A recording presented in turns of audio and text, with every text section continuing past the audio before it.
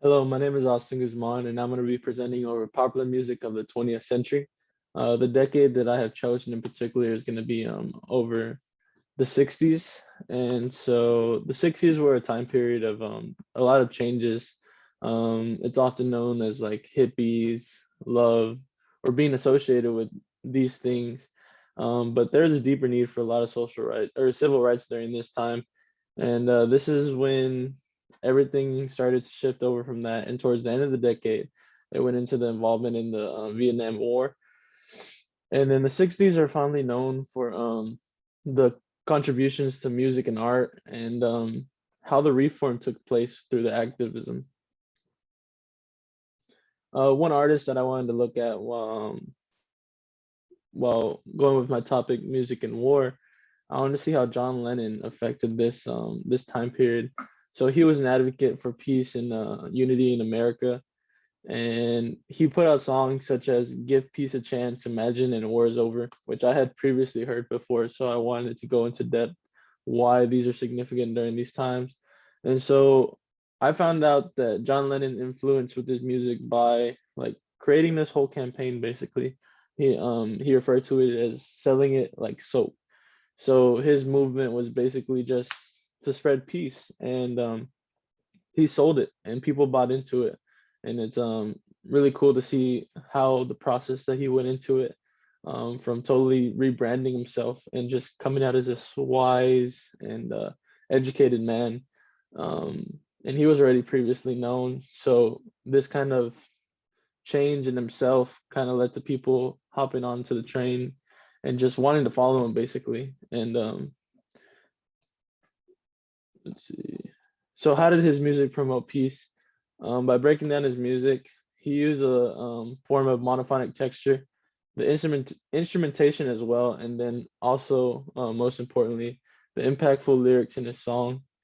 The monophonic texture is present in his song "Give Peace a Chance." There's also very percussive bells in there that like associate often with joy, and the song itself kind of just sounds like something that would be in like a church environment.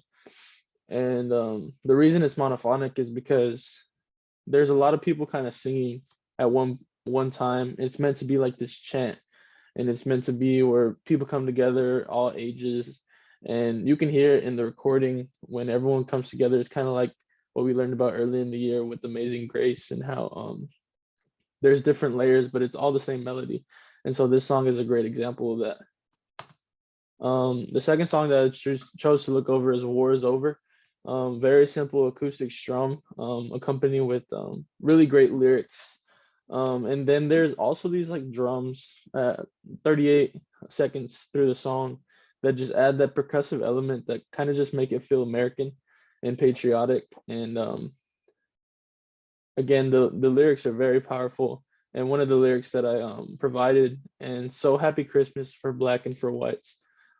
This lyric kind of like encapsulates the energy that the song was giving off to me, because it's really just about unity and how everyone should just come together for something simple, even just like as Christmas. And one of John Lennon's like biggest things, one of the reasons why he released it during Christmas was just because like he said one of his on his Christmas wish list was just world peace.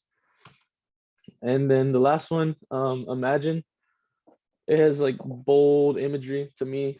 It highlights a lot of social issues, which is like brutally honest, and it's often seen as controversial in today's society, and even back then. But it says a lot of things that are borderline like is that allowed?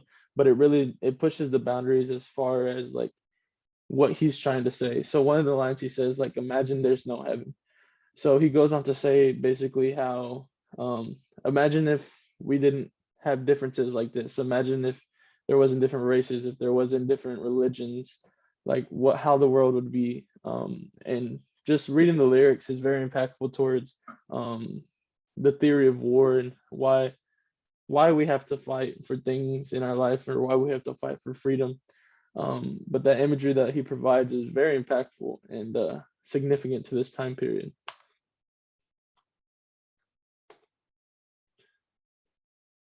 So how does this affect the Vietnam War, you may ask? So millions came together.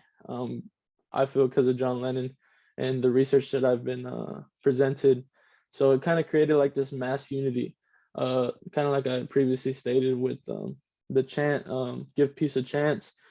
There was people of all ages coming together for one common goal, and it really sparked young minds to a way new of thinking, a new way of thinking. I mean, and it went against the traditional values of what had already been set place because the perspective of war had totally changed over time because of the activists that were in place. And I feel like John Lennon had a huge impact on this because he was getting spread across everywhere through media, through TV, and a lot of young people saw that. And ultimately, young people were the future, so they were able to create change through that.